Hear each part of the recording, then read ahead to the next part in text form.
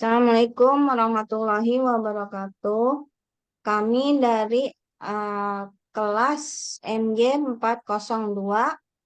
kelompok 11, dari yang terdiri dari Mukminan, Astuti, Henry, Priyadi, Tambunan, dan Rusda Jumara akan memaparkan tugas UAS dari mata kuliah Manajemen Operasional 2 dengan judul Analisis Rantai Pasokan Perusahaan Industri PT Harmoni Tekstil.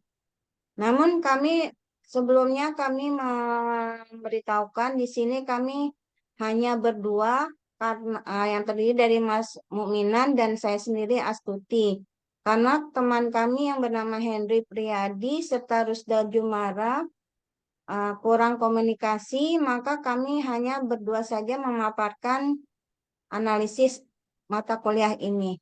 Baik, sebelumnya akan dimulai dari pembacaan abstrak yang akan dibacakan oleh Mas Minan. Silakan, Mas.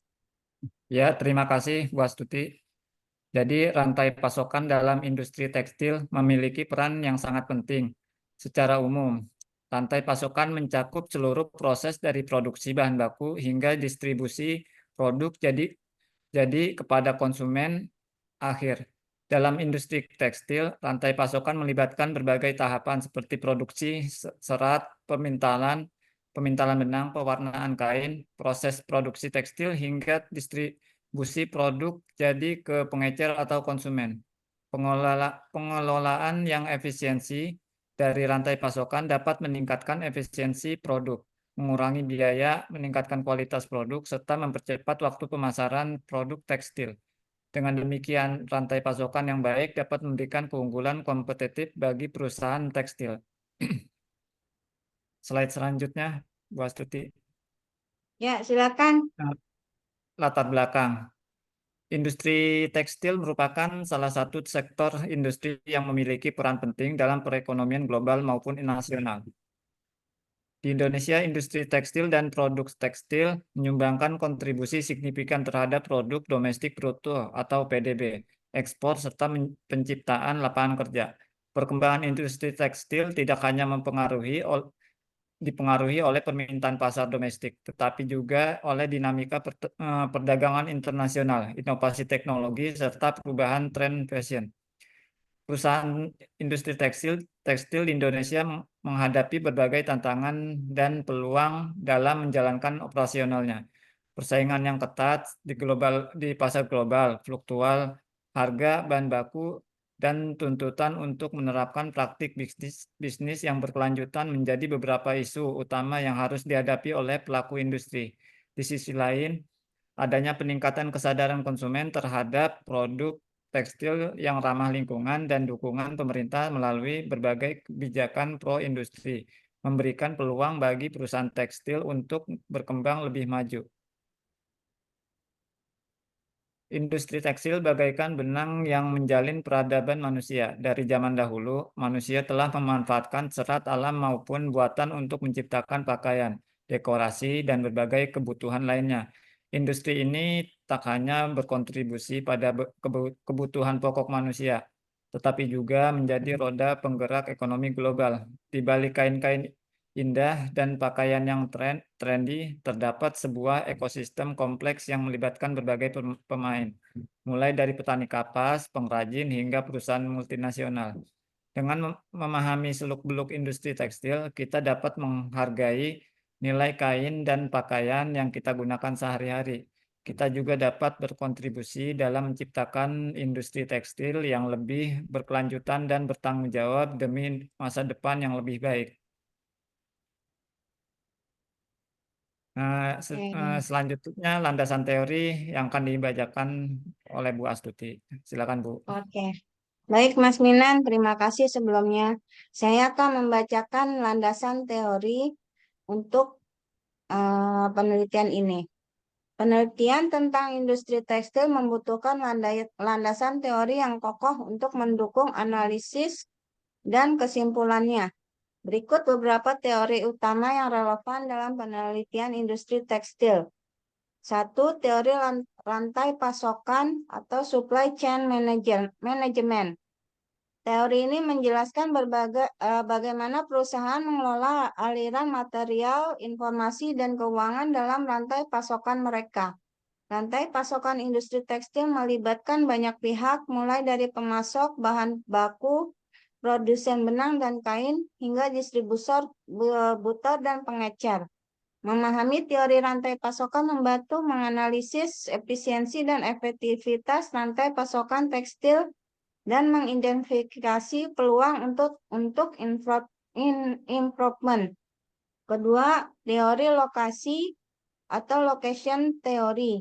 Teori ini membahas faktor-faktor yang mempengaruhi pemilihan lokasi bisnis. Dalam industri tekstil, pemilihan lokasi pabrik produksi dapat berdampak signifikan pada biaya produksi, akses pasar, dan daya saing perusahaan. Faktor-faktor seperti biaya tenaga kerja, infrastruktur, kebijaksanaan pemerintah, dan akses ke bahan baku perlu dipertimbangkan dalam memilih lokasi yang optimal. 3. Teori persaingan competition theory. Industri tekstil merupakan industri yang sangat kompetitif dengan banyak pemain lokal dan global yang bersaing untuk mendapatkan pangsa pasar. Memahami teori persaingan membantu menganalisis strategi yang digunakan oleh perusahaan tekstil untuk bersaing dan bagaimana mereka beradaptasi dengan perubahan dalam lingkungan bisnis. 4. Teori ekonomi kelembagaan. Teori ini menjelaskan bagaimana norma, aturan, dan struktur kelembagaan mempengaruhi perilaku ekonomi. Dalam industri tekstil, faktor-faktor seperti pengaturan ketenagakerjaan, standar lingkungan, dan hak kekayaan intelektual dapat berdampak pada biaya produksi, kualitas produksi, dan daya saing perusahaan. 5. Teori pembangunan ekonomi. Industri tekstil sering dianggap sebagai sektor penting dalam mendorong pembangunan ekonomi di negara-negara berkembang.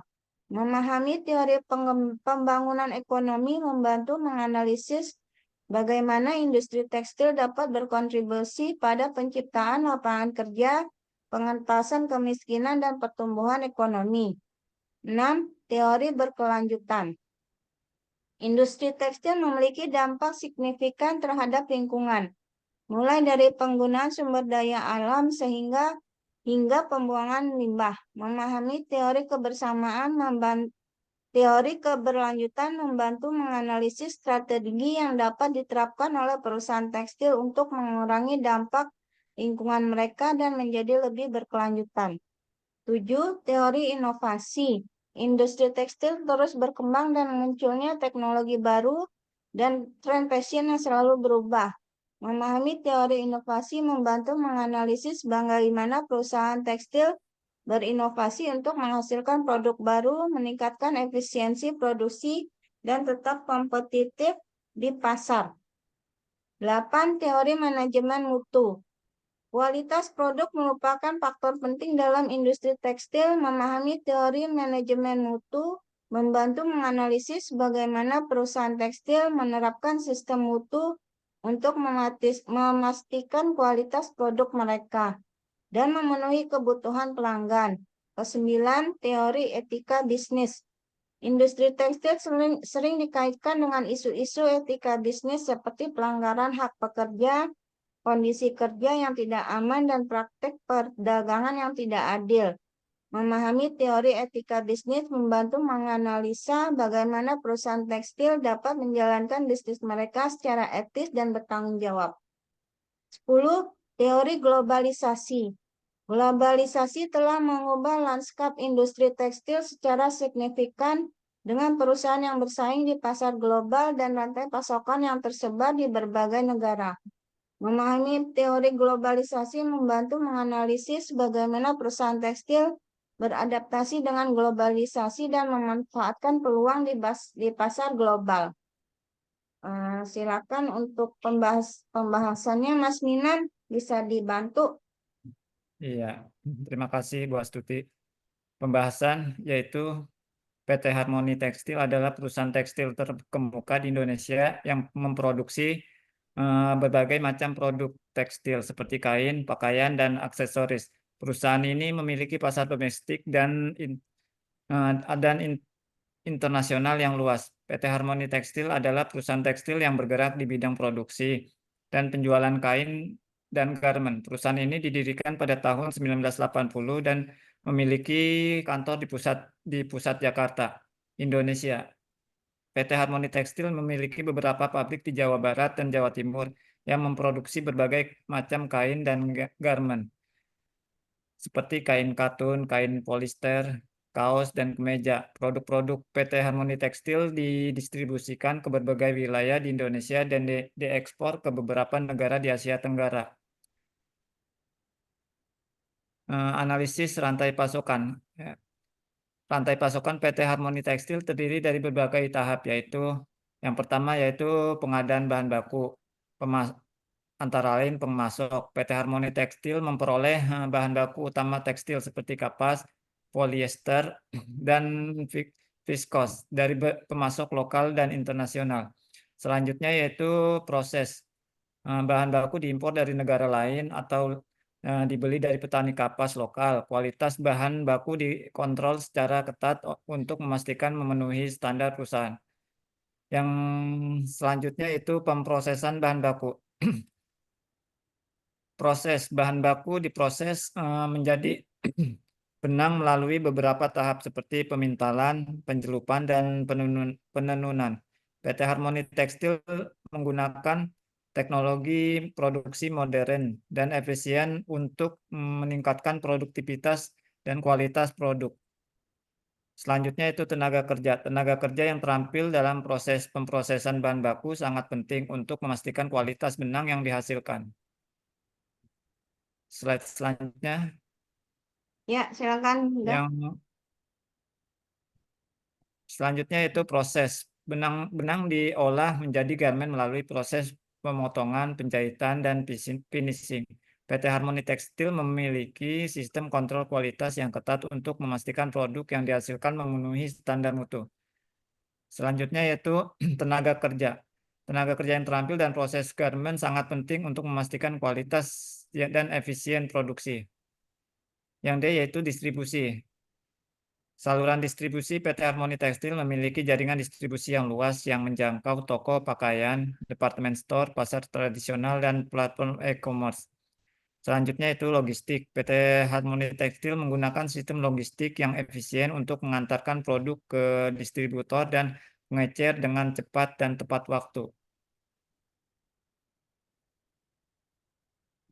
Selanjutnya itu konsumen domestik. Produk-produk PT Harmoni Tekstil banyak diminati oleh konsumen domestik karena kualitasnya yang baik dan harganya yang terjangkau. Selanjutnya konsumen ekspor. PT Harmoni Tekstil mengekspor produk-produknya ke berbagai negara di Asia Tenggara seperti Singapura, Malaysia, dan Thailand. Ya, ini gimana? Mau Mas Minan atau Ya, saya membaca? selanjutnya Bu Astuti, silakan. Baik. Faktor-faktor yang mempengaruhi efisien dan efektivitas rantai pasokan. Beberapa faktor yang mempengaruhi efisiensi dan efektivitas rantai pasokan PT Harmoni Tekstil yaitu eh, pertama, ketersediaan bahan baku. Ketersediaan bahan baku yang berkualitas dan dengan harga yang terjangkau sangat penting untuk menjaga kelancaran proses produksi. Kedua, teknologi produksi. Penggunaan teknologi produksi yang modern dan efisien dapat meningkatkan produktivitas dan kualitas produk. Tenaga kerja. Ketersediaan tenaga kerja yang terampil dan bermotivasi tinggi di semua tahap rantai pasokan sangat penting untuk memastikan kelancaran dan efisiensi proses. Kemudian jaringan distribusi. Jaringan distribusi yang luas dan efektif dapat membantu perusahaan menjangkau konsumen dengan cepat dan mudah. Lalu permintaan pasar. Permintaan pasar terhadap produk tekstil yang fluktuatif perlu diantisipasi dengan baik agar perusahaan dapat menyesuaikan produksi dan distribusi produknya. Persaingan. Persaingan yang ketat di industri tekstil mendorong perusahaan untuk terus berinovasi dan meningkatkan efisiensi dan efektivitas rantai pasokan. Kebijakan pemerintah. Kebijakan pemerintah terkait industri tekstil seperti biaya masuk, bahan baku, dan produk tekstil perlu dipertimbangkan dalam mengelola rantai pasokan. 4. Kriteria penentuan lokasi fasilitas produksi. PT Harmoni Tekstil perlu mempertimbangkan beberapa kriteria dalam menentukan lokasi fasilitas produksinya seperti 1. Biaya tenaga kerja, 2. Biaya transportasi, 3. Aksesibilitas pasar, 4. Kebijakan pemerintah, 5. Faktor lingkungan. Dan penjelasan untuk metode penilaian lokasi. PT Harmoni Tekstil dapat menggunakan beberapa metode untuk menilai lokasi potensial seperti analisis multi kriteria. Metode ini memungkinkan perusahaan untuk mempertimbangkan berbagai kriteria dengan bobot yang berbeda dan memilih lokasi yang optimal. Perbandingan biaya atau cost comparison. Metode ini membandingkan biaya produksi di setiap lokasi dengan mempertimbangkan faktor-faktor seperti biaya tenaga kerja, transportasi, dan sewa pabrik. Analisis ekonomi. Metode ini menganalisis kelayakan ekonomi dari setiap lokasi dengan mempertimbangkan faktor-faktor seperti nilai investasi, tingkat pengembalian modal, dan net present value.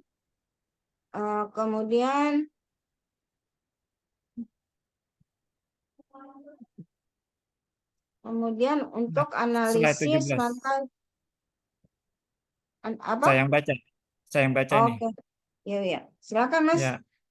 Selanjutnya, rantai pasokan PT Harmoni Tekstil terdiri dari beberapa tahap, yaitu pengadaan bahan baku. PT Harmoni Tekstil memperoleh bahan baku utama tekstil seperti kapas, polister, dan viskos dari pemasok lokal dan internasional. Pemrosesan bahan baku. Eh, Bahan baku diproses menjadi benang melalui beberapa tahap seperti pemintalan, pencelupan, dan penununan. Selanjutnya yaitu produksi garmen. Benang diolah menjadi garmen melalui proses pemotongan, penjahitan, dan finishing. Selanjutnya itu distribusi produk. PT Harmoni Tekstil didistribusikan ke berbagai wilayah di Indonesia dan diekspor ke berbagai negara di Asia Tenggara. Selanjutnya itu pelanggan akhir, konsumen domestik dan konsumen ekspor.